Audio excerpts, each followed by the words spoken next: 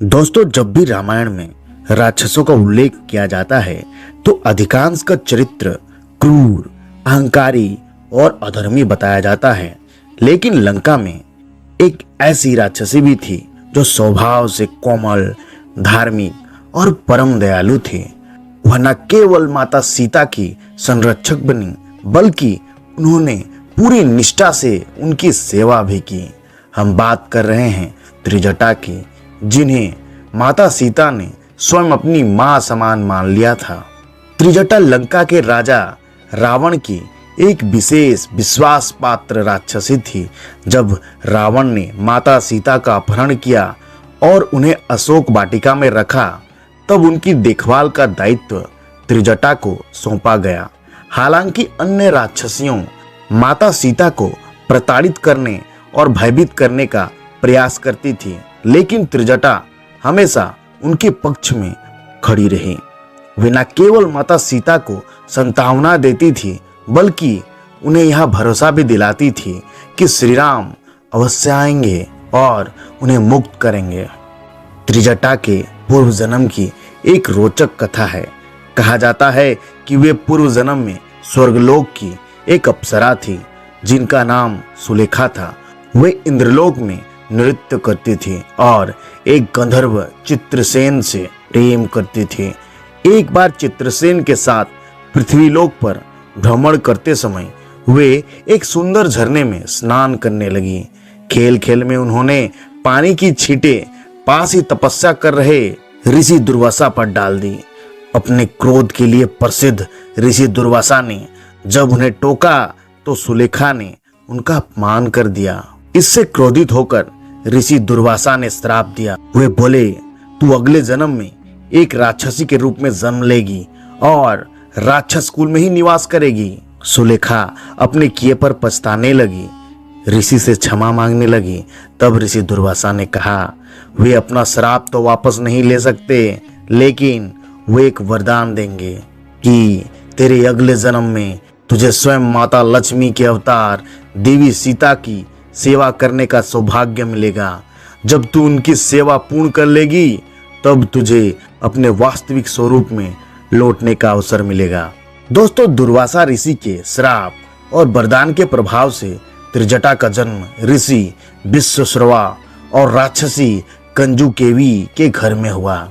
वैसे आपको बता दें, माली नाम का एक राक्षस हुआ करता था जिसकी पुत्री का नाम कंजुकेसी था। कहते हैं कंजुकेसी ने हरि कीर्तन करके ऋषि विश्वश्रवा को पसंद कर लिया था। दोनों ही एक दूसरे को पसंद करने लगे थे और इसके बाद दोनों ने एक दूसरे के साथ विवाह भी किया था। फिर कुछ समय बाद कंजुकेसी गर्भवती हुई और उससे एक कन्या की प्राप्ति हुई जिसका नाम था त्रिजटा। वैसे मैं आपको बता दूं कि ऋषि विश्वश्रवा स्वयं रावण के पिता थे, जिन्होंने केकसी से विवाह किया था, जिनसे रावण का जन्म हुआ था। और वहीं कई सारे पुराणों में यह वर्णन मिलता है कि त्रिजटा को रावण की सौतेली बहन भी माना गया है और ऋषि दुर्वासा के श्राप और वरदान के कारण ही उनका अगला जन्म राक्षस कुल में हुआ था। जब रावण माता सीता को अपहरण करके लंका ले आया, तब उसने अशोक वाटिका में उनकी देखभाल के लिए त्रिजटा को नियुक्त किया। अन्य राक्षसियों माता सीता को डराती और अपमानित करती थी, लेकिन त्रिजटा सदैव उनके प्रति सहानुभूतिपूर्ण रही। वे माता सीता को अपनी पुत्री समान मानती थी और हर परिस्थिति में उनकी रक्षा करती थी। रामायण में एक प्रसंग आता है जब त्रिजटा ने एक अद्भुत स्वप्न देखा।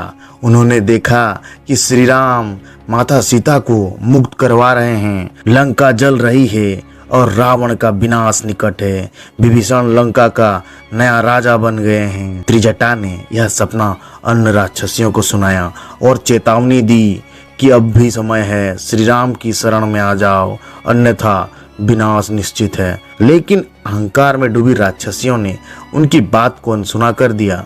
जब श्री राम ने रावण का वध किया और माता सीता को मुक्त किया, तब त्रिजटा ने उन्हें सुंदर वस्त्र पहनाकर श्री राम के पास भेजा।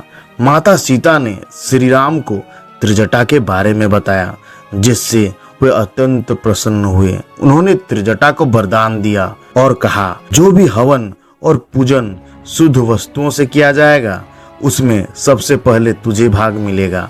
इसके बाद त्रिजटा लंका छोड़कर काशी चली गई, जहां उन्होंने तपस्या की और अंततः अपने शरीर का त्याग किया। दोस्तों, त्रिजटा की कहानी हमें सिखाती है कि जन्म किसी भी कुल में हो, लेकिन सच्ची भक्ति और सेवा से कोई भी मोक्ष प्राप्त कर सकता है।